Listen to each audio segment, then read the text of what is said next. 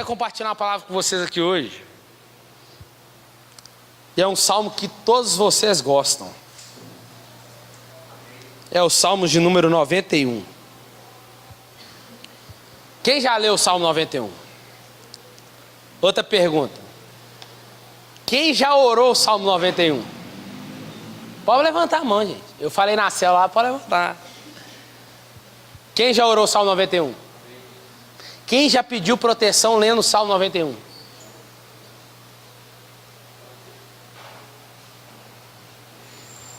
Vamos ler. Algumas coisas vão mudar hoje. Amém? Quem se assentou com a irmã Maria e a Luciana hoje deve ter ouvido falar, né? Falou com vocês? Não? Que fala? Ah, calma. Vamos ler, gente, vamos ler.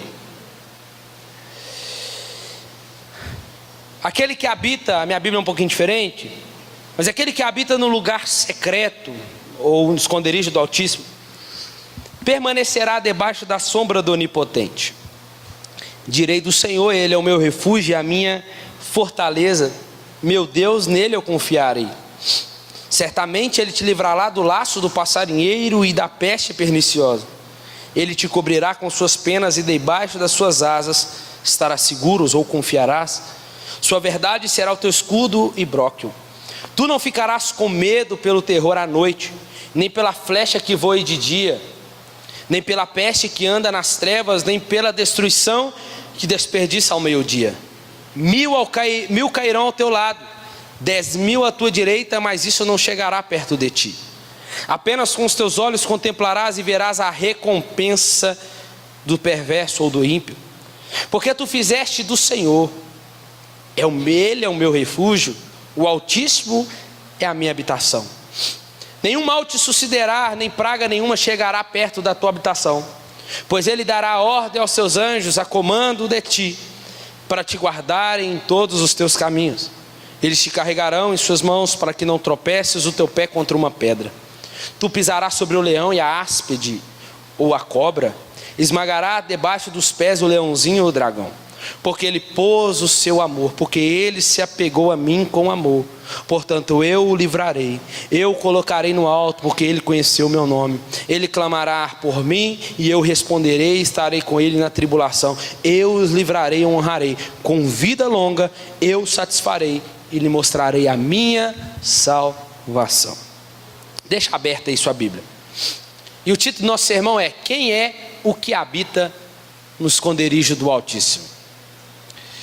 Ao analisarmos, irmãos, os salmos, nós precisamos entender que os salmos, ele não tem capítulos, né? Não tem problema às vezes você falar capítulo tal, não tem problema. Mas salmos não tem capítulo porque salmos são cânticos, são orações. Então salmos têm versos, salmos têm estrofes, são cânticos. E muitos deles são acerca do Messias, como os salmos de número 2, que vai falar acerca sobre o que iria acontecer com ele na crucificação. O salmo de número 110. Então temos salmos de cunho profético, e não somente expressões da alma do salmista. Em uma análise dos salmos, nós devemos priorizar o conteúdo da mensagem em que está inserida, visando desvendar o seu conteúdo profético. E os salmos, ele tem um ponto principal, é o testemunho sobre Cristo, tais como o reino, a humanidade, a missão, a divindade, a morte e a ressurreição. Os salmos de número 56 e 57 são salmos que é bom vocês lerem também, que ele é muito parecido com os salmos de número 91 e que ajuda você a entender. Por que não falar dos salmos 22, 23 e 24? O salmo de número 22, ele é contado e apresenta Jesus como o pastor que deu a vida pelas ovelhas. O salmo de número 23, ele, Jesus, é o pastor que vive pelas ovelhas. No salmo de número 24, Jesus é apresentado como o supremo pastor que vai voltar para buscar as suas ovelhas. Melhor que as dádivas de Jesus é o próprio Jesus. Ele é o centro. Então o propósito dos salmos é isso, como toda a Bíblia, é exaltar a Jesus.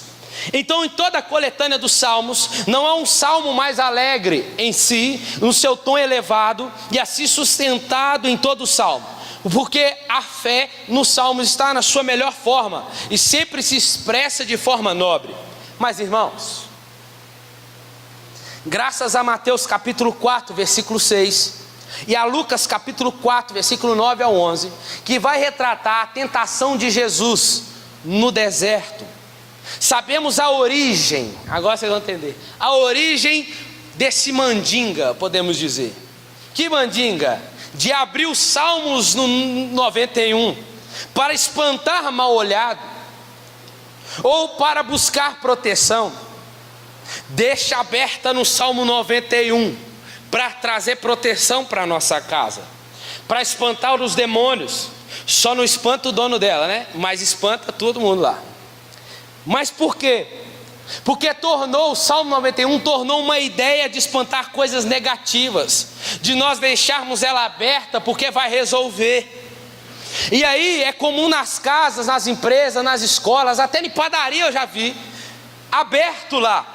Encontramos a Bíblia aberta e às vezes pela ação do tempo, a página da Bíblia no Salmo 91 já está empoeirada. Você fazer assim, ó, né? Empoeira toda a casa. Ou a página já está toda amarelada. 91.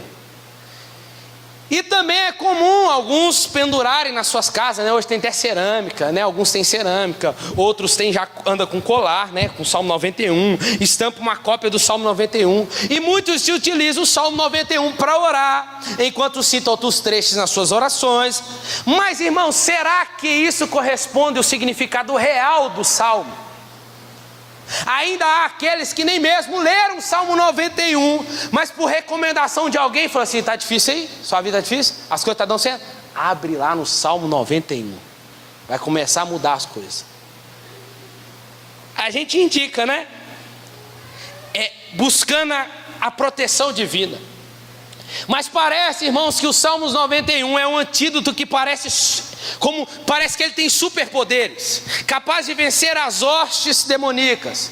E a gente deve isso ao primeiro teólogo liberal da época, da história da humanidade, que é a serpente, que desde o Éden engana os seres humanos, e o mais, tentou Adão e também tentou a Jesus no deserto. Vocês vão entender. Ele tenta agora o último Adão no deserto, usando os Salmos 91. Ele faz Jesus subir no pináculo do templo e fala para Jesus: está vendo tudo isso aí? Olha lá embaixo, pula daí, porque a tua palavra diz que o Senhor pode dar ordem aos seus anjos e eles vão te guardar. Irmãos, escute isso aqui. É sobre a tentação que nós estamos vendo aqui.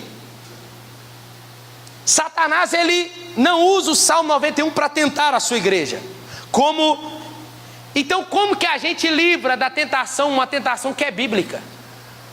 Satanás está usando a Bíblia para tentar Jesus. A gente vê as tentações que nós passamos, são tentações sobre os nossos pecados, sobre as nossas fraquezas que Satanás usa, mas ele está usando aqui a própria Bíblia para tentar Jesus. Como que nós nos livramos disso? Como que alguém poderia esperar que o tentador usaria um texto bíblico para tentar nos fazer cair? E a pergunta é: então por que a gente cai? Por que tropeçamos? Se a Bíblia diz isso para nós, a questão é para nós entendermos aqui. Por que a gente continua olhando para o Salmo 91 ainda, e a gente acha que o Salmo 91 é algo mágico? Mas a despeito dessas concepções místicas, surge para nós a pergunta aqui então: como interpretar o Salmo 91, se ele não é para ser orado, se ele não é para ser protegido de tudo quanto é mal? Vamos lá? Está aqui comigo? Então vamos lá. No meio da mensagem você vai ficar assim: onde que o pastor vai chegar? Onde que ele vai chegar? Só calma que nós vamos chegar. Aguarde. O Salmo 91 de primeiro é um salmo de um rei. O Salmo 91 é de um rei. Não sabemos quem escreveu o salmo. Alguns dizem que foi Davi, o maior salmista de todos. Alguns dizem que vai ser ele o escritor, não temos a certeza. Mas nós precisamos saber, primeiro aspecto desse salmo, que esse salmo ele é régio. É um salmo que pertence a um rei, que emana de um rei. E ele está dividido em 3 partes que correspondem a 3 vozes dentro deste salmo. No versículo 1, no verso 1 ao verso 2, é o discurso desse rei. Do verso 3 ao verso 13, é o discurso de um profeta ou talvez um sacerdote que está dirigindo a esse rei. Do verso 14 ao verso 16, o discurso agora é de Deus. É Deus se dirigindo ao profeta, testemunhando sobre o rei. Então vamos lá ver esses discursos. O rei inicia aqui então, verso 1 e verso 2. Aquele que habita no lugar secreto, no lugar no esconderijo do Altíssimo. O rei aqui não inicia se apresentando como nós vemos em alguns lugares. Ele não diz seu nome. A única coisa que ele se apresenta dizendo é aquele que habita. Aquele que habita e descansa. É as únicas coisas que podemos tirar desse rei aqui. Ele se apresenta a si mesmo como aquele que habita. Hoje nós não sabemos, escuta isso aqui. Hoje nós não sabemos o que é viver, o que é morar, do que é trabalhar, do que é ter um lugar para trabalhar e do que é ter um lugar para morar. Senão você vai entender o final. A sua morada e um lugar para trabalhar. A nossa disposição nos espaços mudaram totalmente. Nós tínhamos um distanciamento entre o trabalho e entre a casa. O lugar onde a gente dorme, o lugar onde a gente descansa, o lugar onde a gente se esconde, que é o nosso recôndito, aonde a gente chega e tudo ficou para trás. Agora é minha casa, é meu lugar. Só que hoje trabalho e moradia se tornaram a mesma coisa para muitos, principalmente nesse tempo hoje de home office. Não é? Veste só a camisa social por cima e está de short embaixo. A gente não consegue mais fazer peregrinação para o descanso. Tipo, estou indo embora, vou descansar. E este aqui que habita no esconderijo do Altíssimo, que é o que tem a sua habitação, ele sabe que esse lugar que ele mora é um lugar de descanso. É um lugar que todos aqueles enfrentamentos da vida acontecem. Mas é um lugar onde o rei precisa enfrentar. Mas lá nesse lugar de descanso em que ele habita, ele não terá que enfrentar isso. Ali ele está em outra dimensão. Ele está numa dimensão de descanso. Então talvez você está aqui pensando nessa noite, né? Amanhã a gente tem que trabalhar e nem descansei. Quanto tempo faz que eu não descanso, né? Vamos ver se está aqui perguntando. Irmãos, talvez a gente perdeu a capacidade de morar. A gente não mora mais. A gente sobrevive agora nos espaços. Morar, habitar é diferente de se adaptar. Ele habita, ele está dizendo, ele habita, ele está dizendo, eu moro, portanto eu descanso. Ele está dizendo, eu tenho um lugar de refrigério. Esse rei está dizendo. Ele não se apresenta como um rei pomposo, um rei que tem um palácio, um rei cheio de si, um rei cheio de glamour. Ele não se apresenta dessa forma. Ele se apresenta como um rei de um povo, um rei de uma comunidade. Ele se apresenta como aquele rei que descansa não no lugar que ele preparou para ele mesmo, mas ele descansa, ele faz esse lugar, o esconderijo dele, que não foi ele que fez o esconderijo para ele, não é a casa dele, não é uma construção dele, mas é o esconderijo, é a casa, é o esconderijo, é a habitação que Deus preparou para ele. Amém? Guarda isso aí. Então, ele sabe, ele é aquele que habita no esconderijo do Altíssimo e descansa à sombra do Onipotente. E só depois de se apresentar dessa forma é que ele vai fazer uma confissão, uma profissão de fé. Olha o que ele diz, ele fala assim, ó, ele diz assim no verso 2: direi do Senhor, Ele é o meu refúgio, a minha fortaleza em quem eu confio. Então escuta aqui, ele diz para aquele que provê o descanso, para aquele que proveu o abrigo, aquele que proveu um lugar de alívio, aquele que se dirige a esse Deus, ele diz: tu és o meu refúgio e a minha fortaleza, o Deus em quem eu confio. Então podemos ver aqui de forma bem sucinta 4 nomes de Deus e 4 metáforas. Então, vamos ver aqui. Observe os nomes de Deus que ele diz: aquele que habita no esconderijo do Altíssimo, o El Elyon, o Altíssimo. O que ele está dizendo aqui? Aquele que é inalcançável, ninguém pode chegar a ele. Ele vai dizer também assim, ó, debaixo da sombra do Onipotente. Ele está dizendo o El Shaddai, aquele que é todo poderoso, que tem todo o poder. Então nesses dois, o rei está lembrando dos 2 aspectos da natureza de Deus. Ele é Deus Altíssimo por ser inalcançável, mas ele é aquele que ninguém consegue alcançá-lo, ou homem algum poderia encontrá-lo. Assim também homem nenhum pode fugir desse Deus que é Altíssimo. O Salmo 139 diz: se eu subo aos céus, lá está; se eu desço mais profundo o mar, lá também o Senhor está. Não tem lugar para esse Deus que é Altíssimo e todo poderoso, que pode fazer você fugir da presença dele.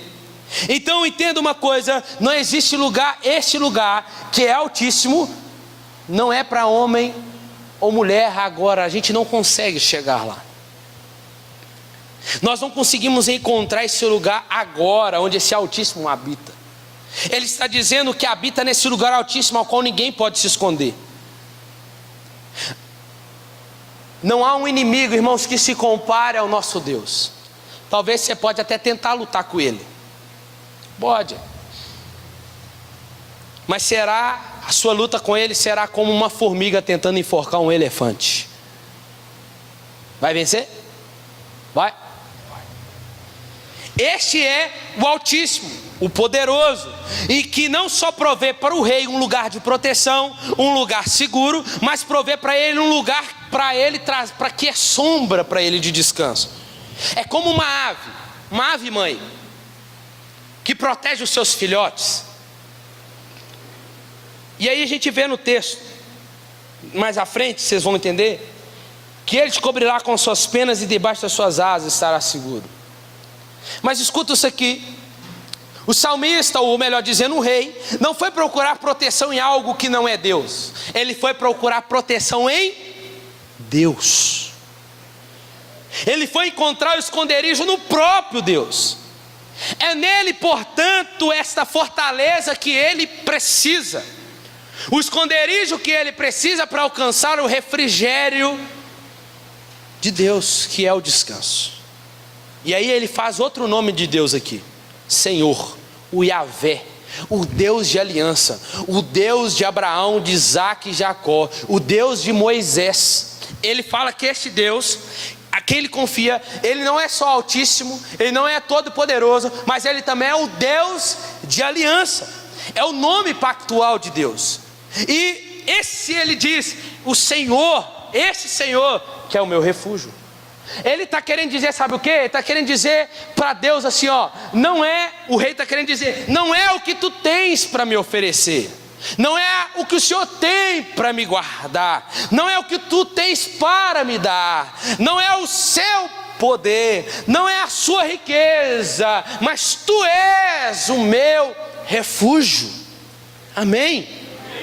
Então quantos daqui você hoje à noite pode dizer para Jesus, dizer para ele aqui que eu e você viemos aqui não para buscar algo dele, não para alcançar algo que ele tem para oferecer, não pela riqueza dele, nem pelo seu poder, mas você veio aqui hoje talvez dizendo assim: Senhor, eu não vim pela tua riqueza, eu não vim por aquilo que o Senhor pode dar, eu vim aqui por ti somente e por ti somente.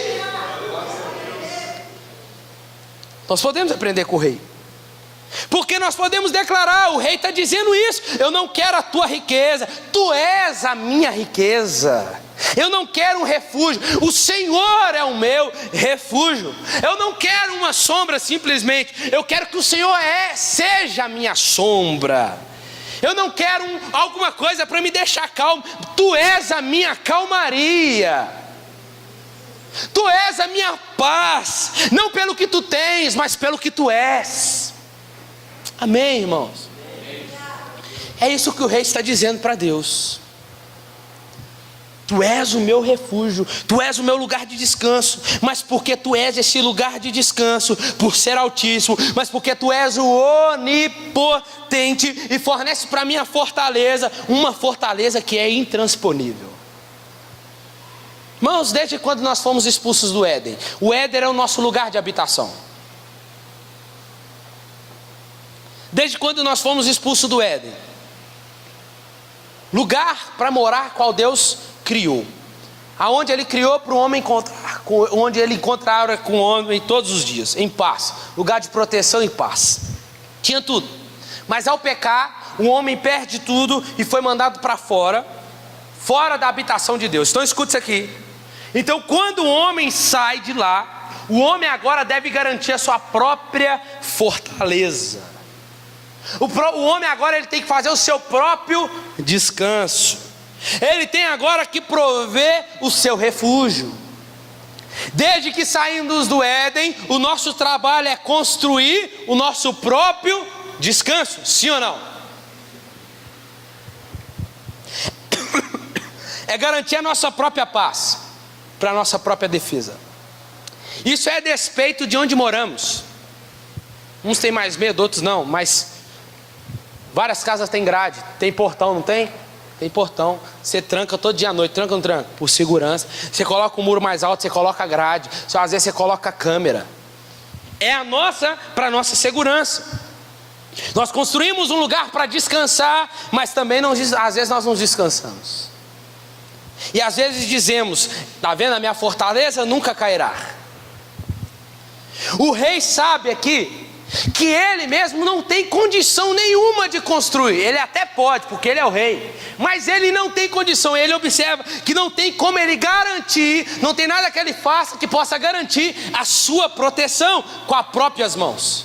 Ele sabe que não consegue construir algo que seja intransponível. É por isso que ele olha para Deus e diz: Deus, tu és a minha fortaleza, tu és o meu descanso. Ele diz, tu és o meu refúgio, mas também ele diz, a quem eu confio. Se eu perguntar para vocês aqui, será que nós podemos dizer isso hoje? Será que nós podemos dizer para Deus isso hoje, que Ele é? Será que nós podemos ver e bater a mão no peito e entender que nós não podemos construir nada quando olharmos para eles? Não adianta nada construirmos se não fazermos dele esse lugar de habitação, como esse rei está fazendo. Mas Deus ele diz assim, ó, isso aqui é maravilhoso no salmista. Ele diz assim, ele não diz Deus, ele diz meu Deus. Ele diz o Elohim. E a maneira que ele se refere a Deus é de uma forma possessiva aqui. Ele não está dizendo Deus, é Deus lá e eu cá, não. Ele está dizendo é o meu Deus. Nós vemos uma forma possessiva que é a maneira que ele se refere de ser meu. Não é Deus, é meu Deus, é a minha herança, é minha possessão. Ele não é Deus somente, ele é meu Deus. Isso aqui faz toda a diferença, irmão. Esse Deus altíssimo, todo poderoso, de aliança, esse Deus que é a nossa posse. E aí tem as metáforas que ele diz. Ele é o esconderijo, a sombra, o refúgio, a fortaleza. O rei, ou melhor, o salmista agora, ele não está dizendo que Deus vai nos dar tudo isso aqui que eu acabei de dizer. Não. Mas ele está dizendo que Deus é a fortaleza, a sombra e o esconderijo dele. E essa declaração faz toda a diferença na vida do rei. Mas gente, aqui acabou a fala do rei. 2 versos só. Mas quanta coisa, né? Ele disse pouca coisa e não fala mais. Não aparece ele mais falando. Ele disse o que precisava ser dito. Ele não ficou enrolando, dizendo um tanto de palavra. Não. Ele disse o que era para ser dito diretamente, exatamente o que precisava dizer. Agora vamos para o discurso do profeta ou do sacerdote, que vai adiante. Ele vai adiante da declaração do rei. E aí, ele começa a dizer: rapaz, escuta isso aqui. Por quê? Porque o profeta, ele fica admirado com a declaração do rei, que demonstrou tanta confiança no que ele disse. Espera aí, o meu Deus a quem eu confio. Isso fez toda a diferença na vida do profeta. Porque esse profeta, do verso 3 ao 13, testemunha do rei e oferece para ser uma testemunha do rei. Esse rei, o que acontece? O profeta está do lado de fora, está dizendo: esse rei ele não está nas condições boas. Está no texto, irmão. Esse rei está em apuro. E como nós sabemos que ele está em apuro? Por causa do testemunho do profeta. Porque há uma guerra aqui. O rei está em uma guerra. O contexto do salmo é uma guerra que está acontecendo aqui. Muitos querem o matar. E este profeta vai declarar as armadilhas do rei. Segundo o profeta, o rei estava em vários laços. E ele sabe que esse rei estava sob pressão. E o momento da vida desse rei era de grande perseguição. Quantos aqui já passou por grande perseguição ou opressão na vida? Então você sabe do que eu estou falando. E a gente só sabe o que realmente impacta a nossa vida quando a nossa vida está em jogo, sim ou não? Aquele rei, irmão, sabia o que estava em jogo, e era a sua vida. E o profeta vai dizer as declarações seguintes. Mas o que admirou o profeta para ele soltar essas declarações foi a confiança do rei em Deus. Meu irmão, deixa eu falar para você uma coisa aqui. Como é difícil confiar em Deus. A gente vai vendo as coisas acontecendo ao nosso redor, vemos as coisas passando para um lado para o outro, escutamos algumas correntes do inferno batendo, as munições sendo preparadas contra nós, os exércitos vindo contra nós, de todos os lados. Aí você olha para um lado, olha para o outro e fala assim: estou sozinho. E parece que o inferno se levantou à nossa volta para fazer que venhamos perder a fé. Como confiar no Senhor? E como continuar confiando no Senhor? É isso que está assombrando aquele profeta, irmãos. É isso que está assombrando ele, porque ele olha para o rei, olha para a situação que está acontecendo e vê o rei dizendo: eu confio em ti, Deus. E aí o verso 3, aí o profeta vira e fala assim: certamente ele livrará você do laço do passarinheiro. O profeta olha para o rei e começa a fazer promessas. O profeta anuncia livramento e proteção. E aquele profeta já sabia que o rei não estava olhando mais para as pressões, não estava olhando mais para as correntes. Os olhos do rei estavam em Deus. Porque ele faz dele o seu refúgio, a sua fortaleza, o seu esconderijo. Irmãos, o que é o passarinheiro aqui?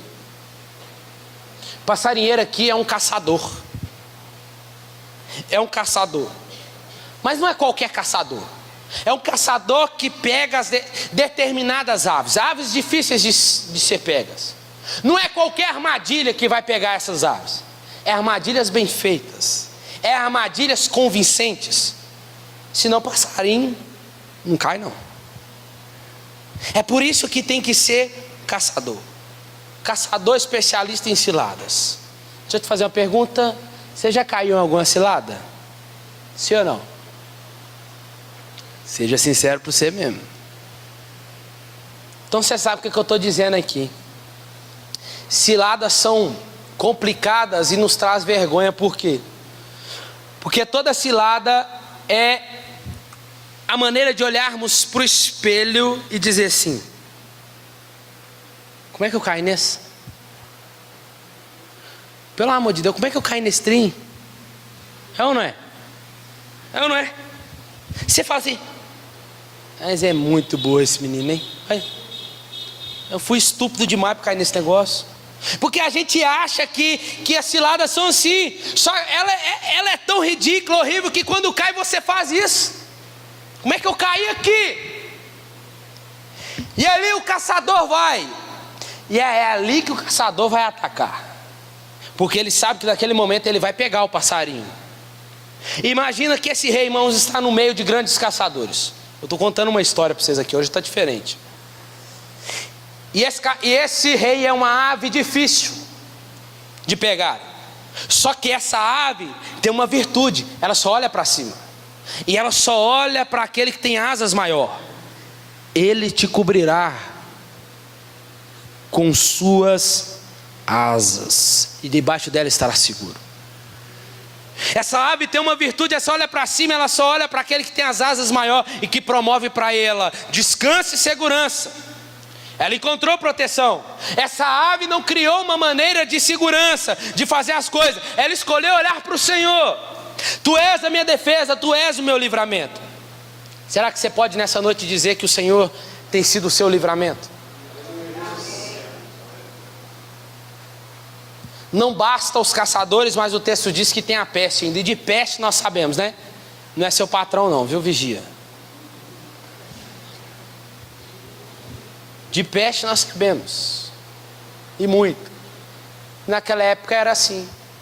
Um soldado estava com a peste, aí contaminava o outro e se tornava uma pandemia, né? Que a gente sabe. E aí, irmãos, o caçador e a peste não escolhem quem pegar.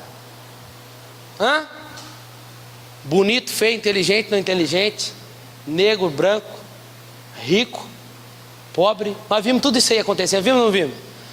Quem não tinha nome, quem era famoso, quem era rico, quem não tinha nada, pegou todo mundo. Não importa, ambos são atingidos, crente ou não crente. Crente morre de bala, perigo, morre. Atropelado, morre. É só porque você é crente tem mudança para você? Não. Tiago morreu jogado de cima do pináculo do templo e apedrejado. Isaías cerrado ao meio. Pedro crucificado de cabeça para baixo. Aí você acha que vai ter privilégio para mim e para você? Às vezes pode, dormindo, que é assim, que acha que todo mundo quer isso, né? Que eu seja encontrado assim, Senhor. Aleluia. Tô brincando. Vou nem olhar para ela aqui, não sei. Irmãos, a peste não obedece às nossas vontades.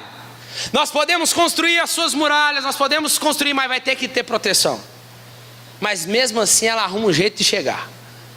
E aquele rei estava na impossibilidade de se proteger.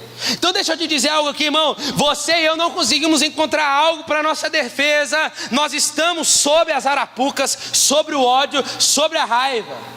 Mas o profeta está dizendo: o Altíssimo, o refúgio, o Todo-Poderoso, rei, vai cobrir você com as penas dele, e sobre as asas dele estará seguro. Deus será o seu escudo e a sua defesa, rei. E aí o versículo 5 diz assim, que você não terá medo do terror noturno, porque os piores ataques, irmão, são à noite, sim ou não? É quando a gente está dormindo, descansando, mais maleável, tranquilo, né? E à noite, escute isso aqui, eu vou dar só um pontinho. E é à noite que pegaram ele no jardim. Vou deixar só esse ensejo assim. Aí ele fala sobre a seta que voa de dia. As flechas, irmãos, é uma maneira de o inimigo te acertar, sem você estar perto dele, sim ou não? Ou não é? Você precisa estar perto dele para ele te atacar? Não. Ele mira você e tchau. E naquela época, essa flecha tinha um veneno na ponta, que poderia levar à morte. É por isso que a Bíblia diz: tu és o meu escudo. E aí, cai 1000 do meu lado, 10.000 à minha direita, mas eu não sou atingido. Irmãos, segura isso aí que até o final da mensagem. O rei está atravessando uma peste, o caçador, todos morrendo, não tem como se proteger, ninguém vê o inimigo, mas ele está ali, e ele não foi pego. Guarda isso aqui, pelo amor de Deus. Nós vemos de um lado o livramento e do outro proteção. E ele vai indo, ele não vai ser pego. E como que termina? O versículo 8. Apenas com seus olhos contemplarás e verás a recompensa do perverso. Livramento, proteção, vitória, celebração. Ou seja, tudo isso de mal iria cair sobre o rei, mas se virou contra os ímpios, que é o que eu e você queria. Talvez eu possa imaginar que alguém dizendo nessa noite assim: podia ser a história da minha vida. Como eu queria ser esse rei. Estou passando e está caindo 1000. Estou passando e está caindo 10.000. Mas no verso 9, se nós pudermos achar um texto central desse salmo, é o verso 9. Olha aí. Olha o que o profeta diz: ei rei, porque tu fizeste do Senhor o seu refúgio, o Altíssimo a tua habitação. Espera aí. Ó rei, porque você não só falou, mas porque você fez do Senhor o seu refúgio. Olha como que as palavras do rei lá atrás, no verso 1 e 2, estão amparadas pelas ações. E quem que está falando das ações do rei? O profeta que está vendo lá de fora. Ô rei, porque você falou aquilo, você só não falou, mas agora eu estou vendo aqui que a sua fala está amparada pelo aquilo que você está fazendo. Você não só falou, mas está vendo pelas suas ações. Você disse: o Senhor é o meu refúgio. Eu fiz o Senhor o meu refúgio. Eu fiz o Senhor a minha morada. O que o profeta está dizendo aqui? Não adianta você falar que o Senhor é o seu refúgio se você não morar nele. Não adianta nada você dizer que Deus é a sua salvação e não habitar nele. Não adianta você professar a todos e a tudo dizendo que você é cristão, se na hora de viver você não vive como um. O profeta está dizendo assim para o rei assim: você é diferente. Você falou lá em cima, mas você praticou aqui embaixo. Você falou que o Senhor é o seu refúgio, mas você não falou, você fez do Senhor o seu refúgio. Porque tu fizeste do Senhor o seu refúgio e a sua fortaleza. O profeta está dizendo assim: ó, você fala e se compromete com aquilo que falou. Não há divisão entre o que você fala e o que você faz. O que você faz não condena o que você disse. Ou ao contrário, o que você faz reafirma só o que você disse, rei. Irmãos, a gente poderia encontrar uns profetas bons assim, né? Só traz promessas, né? Mas pior que tá cheio deles aí, né? Tá cheio deles aí. Só traz bênção. Mas aqui, deixa eu falar pra você uma coisa. Difícil é encontrar um profeta que diz assim, ó: chega uma doença aí, faça do Senhor a sua morada. Ou aquele profeta que chega assim, né, e fala assim: ó, dá uma olhada lá, ó, seu amigo está dando seu oi lá por seu chefe. Sabe o que você faz? Abre o Salmo 91 lá. Vai expulsar uma olhada, vai expulsar a inveja. O Salmo 91, ó, uma beleza. Mas não, esse profeta aqui vai fazer mais promessa: livramento, proteção e vitória. Ele vai dizer agora aqui, ó: porque tu fizeste, nenhum mal sucederá à tua casa. Ele está dizendo: nem praga nenhuma chegará. Por quê? Porque pode ser que falte soldados, mas o versículo 11 está dizendo assim, ó: porque se chegar a faltar, você poderá dar ordem aos seus anjos ao seu respeito. Mas escuta aqui, irmãos. Aí continua o versículo 12: tu pisarás sobre o leão e a víbora, esmagarás debaixo dos pés. Ou melhor, eles te carregarão em suas mãos, para que não tropeces o teu pé contra uma pedra. Olha aqui. E aí ele diz isso: tu pisarás sobre o leão e a víbora. Espera aí, irmãos. O leão aqui dá ideia de pavor. Está dizendo que ele não vai tropeçar. O leão dá ideia de pavor, poder uma cobra que é astuta, é sagaz. Não importa se o exército estiver ao seu lado, você pisará. Ou seja, livramento mais proteção, celebração da vitória. Como é que esse salmo termina? Depois dessa grande declaração do profeta, agora a última voz a ouvir é a voz de Deus.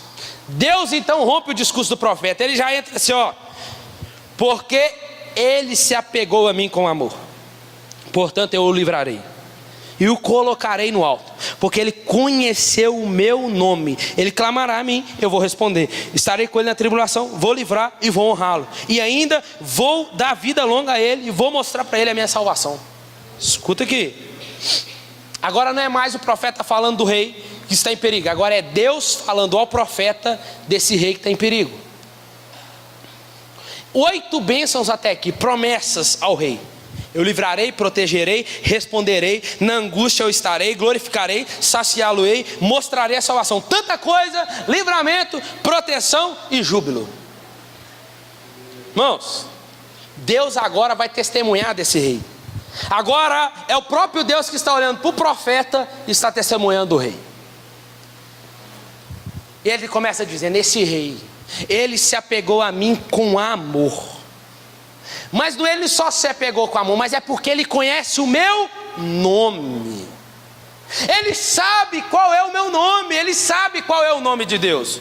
E o nome de Deus é, ele falou lá em cima, é o Altíssimo, é o Elion, ele é o El Shaddai, o Todo-Poderoso, ele é o Yahvé, o Deus da aliança. O seu Deus, ele sabe quem é o seu Deus. E porque ele se apegou a mim, ele confia.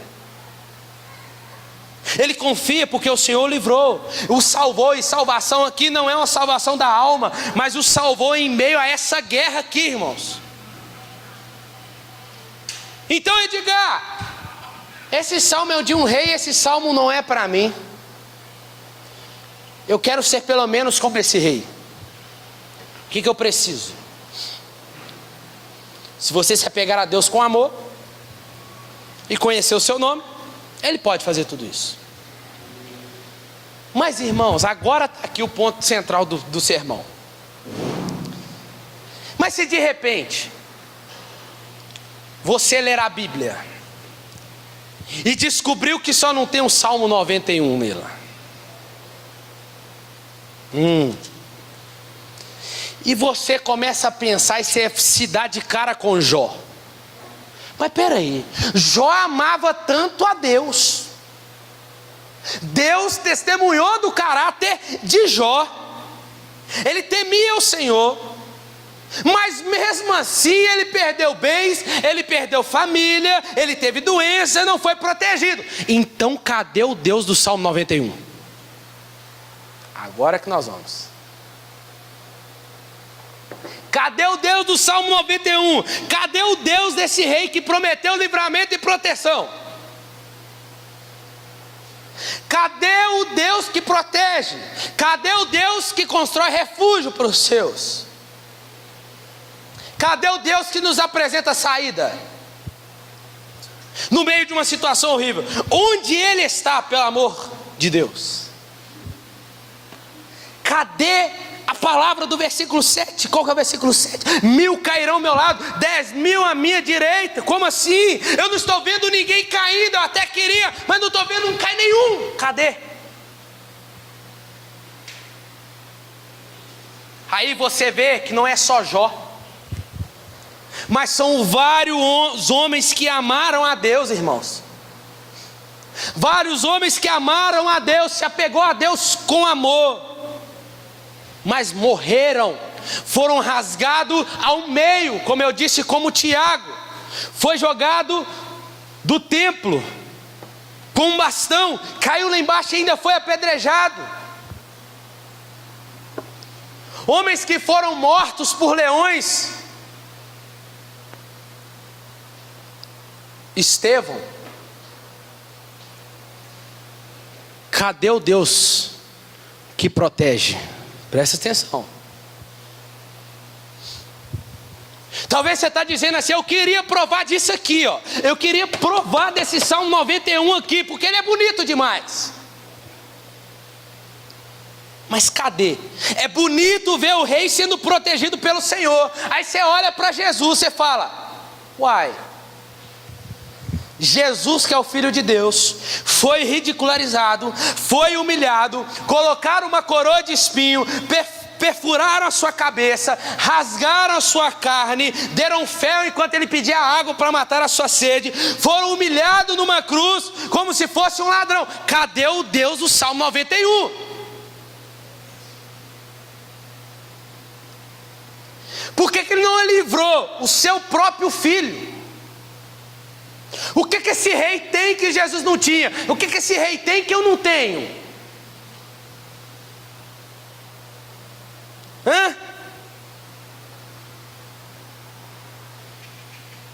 Lembra que eu falei que esse salmo tinha dois aspectos? E eu falei que o primeiro é que ele é régio. Lembra? Fala de um rei, a respeito de um rei. Só que o outro aspecto desse salmo é que ele é messiânico. O que significa? Significa que esse salmo não é sobre mim e nem sobre você. Significa que esse salmo não é sobre a igreja e nem o povo de Deus e nem a Israel. Este salmo não é sobre nós, não falou sobre nós. Esse salmo é sobre a pessoa bendita de Jesus. E quem nos ensinou isso? O maior teólogo da humanidade, liberal, Satanás. Ele que tentou o Senhor quando ele diz assim: tu és o Messias, se tu és o Filho de Deus. Lembra do Salmo 91? Lembra, ó Messias? Lembra do Salmo 91? É para você, é uma garantia para você, só serve para você, não serve para mim nem para o povo de Israel. Aquele salmo só serve para você, Jesus. E se você, ó Messias, se você é o Filho de Deus, prove agora, use agora o Salmo 91, versículo 11, pois ele dará ordem aos seus anjos ao seu respeito. Não foi isso que Satanás disse para Jesus?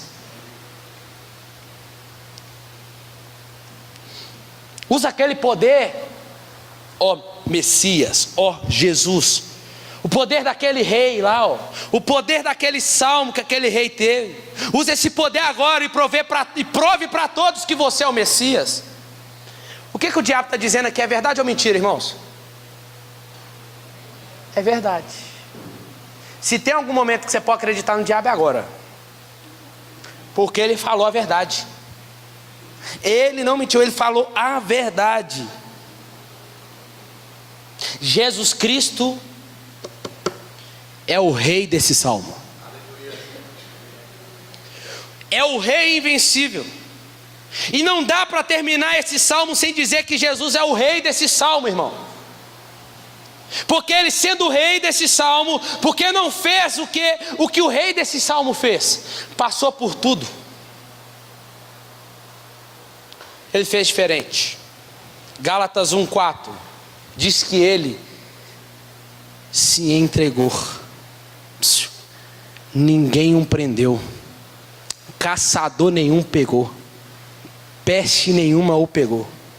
Escuta aqui, não foi Satanás que prendeu Jesus, não foi o Sinédrio que prendeu Jesus, não foi os romanos que prendeu Jesus, não foi Pilatos que decretou a morte de Jesus, não foi nenhum deles que foi a causa da morte de Jesus, irmãos. Aplicação da mensagem. Lembra do caçador?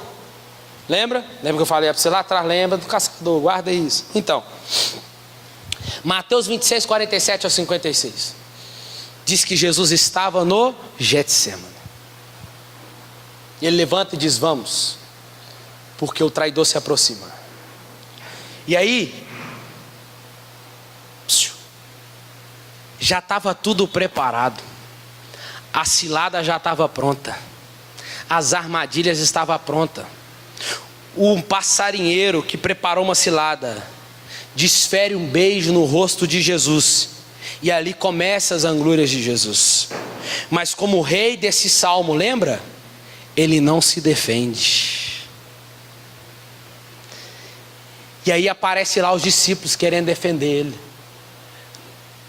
Todos querem ajudar Jesus, igual eu e você. E aí Pedro tira a sua espada para tentar arrancar a cabeça do soldado. Ele arranca a orelha. Jesus vira para ele: Pedro, me ajuda aí, né? Eu não preciso disso não, rapaz. Vai. Irmãos, e Pedro responde: Jesus, eu quero só te proteger. Mas irmão, Jesus não precisa da nossa ajuda, amém? Ele é bem grandinho, não precisa defender ele. As pessoas, irmãos, vão humilhar o nosso Senhor hoje. Eles vão humilhar a nossa fé ainda hoje. Eles vão. Mas Jesus vai olhar para os discípulos. Aí lembra, você vai lembrar agora de novo, ó. Versículo 53 do capítulo 26. Jesus vira para os discípulos e fala assim: deixa eu falar com vocês uma coisa. Quem que vocês pensam que eu sou? Eu não preciso de nada de vocês, não. É só eu pedir, é só eu dar uma ordem, e os anjos virão ao meu favor. Versículo 11 do Salmo 91. Então vocês acham mesmo, então Jesus poderia dizer: você acha que eu preciso disso, Pedro? Guarda isso, rapaz. Eu tenho os anjos ao meu favor. Ele tem um exército de anjos, irmão, sob as suas ordens. E Ele é o único rei. Escute isso aqui: Jesus é o único rei que consegue habitar no lugar altíssimo. Aleluia, Deus. Somente Ele consegue habitar ali. Salmos de número 15: quem, pois, habitará no seu santo tabernáculo? Aquele que tem mãos limpas e coração puro. O único é Jesus. Só que tem uma notícia muito boa para vocês aqui nessa noite. E é para esse lugar altíssimo que Ele quer nos levar. Ele não vai ficar nesse lugar sem nós, irmãos, sem o seu povo, sem a sua igreja. É por isso que Ele se entregou. Foi isso que Ele fez. Ele se apegou a Deus com amor. E Deus está dizendo no discurso dele: porque Ele se apegou com amor, eu vou o livrá-lo, eu o colocarei no alto. É porque Ele conheceu o meu nome, Jesus. Ele vai clamar por mim e eu vou responder. Eu estarei com Ele na tribulação. Lembra lá quando Ele estava no momento mais afligido no Getsemane, os anjos chegou para consolá-lo. E com vida longa eu satisfarei, lhe mostrarei a minha salvação. Irmãos, faça um exame de você agora aí. Hoje é uma noite de ceia. Talvez você se sentiu parecido como esse rei. E veja, o rei se apegou com amor. Será que podemos se apegar a Deus com amor? Você já reparou por que Jesus fez isso? Porque Jesus não idolatrava nada. É por isso que Ele é o único que consegue se apegar a Deus com amor. Porque eu e você, o nosso amor é inconstante, o nosso amor é vacilante, o nosso amor oscila, o nosso amor esfria. Mas Ele não, Ele se apegou com amor. E o amor dele permanece. O amor dele é constante. Porque Ele se apegou. E você diz: que amor é esse? É um amor que transborda por mim e por você. É um amor que transborda pela igreja. Mas por que Jesus fez isso? Por amor. E Ele era o único que poderia dizer, irmãos: é o meu Deus. Ele vira lá na cruz e fala: Deus meu, Deus meu. Ele é o único que pode dizer: meu Deus, a quem eu confio. Como pode fazer com seus atos? Ele mostra que confia. Irmãos, não foi assim que aconteceu. Deus disse para Jesus: vai lá e morre para aquele povo lá, anda logo. Não foi assim que aconteceu. O Evangelho é sobre Jesus, que é Deus e que se entregou por amor para salvar o seu povo. Hoje é dia de ceia, é dia de lembrarmos disso. Fazermos uma simples pergunta a Jesus: como que Jesus, com esse poder todo, sendo Ele tão grande, altíssimo, como que esse Jesus pode nos amar tanto assim? O que temos feito então agora por esse amor? O que temos feito na nossa vida? O que temos feito com as nossas mãos? O que temos feito com os nossos pensamentos e o nosso coração? As dádivas que Ele nos deu. Esse salmo, sim, irmãos, não apresenta um rei qualquer. Ele apresenta um rei que é invencível. Um rei que é indestrutível, que se submeteu à vontade própria por uma cruz, que sabia que sem essa cruz não teria eu e nem você. Por ter se humilhado. O que eu e você temos feito? Fica de pé no seu lugar. Irmãos, escuta aqui. Você não vai encontrar esse lugar altíssimo. Você e eu não vamos encontrar esse lugar altíssimo. Nós não vamos encontrar esse lugar de prazer se eu e você não atravessarmos o rio da vida pela única parte de madeira que vai levar para lá, a cruz.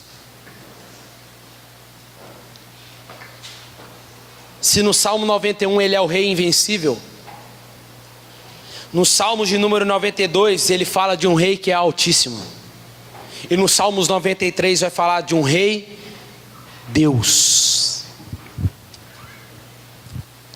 Respondendo à pergunta, Ele é aquele que habita no esconderijo do Altíssimo, Jesus Cristo.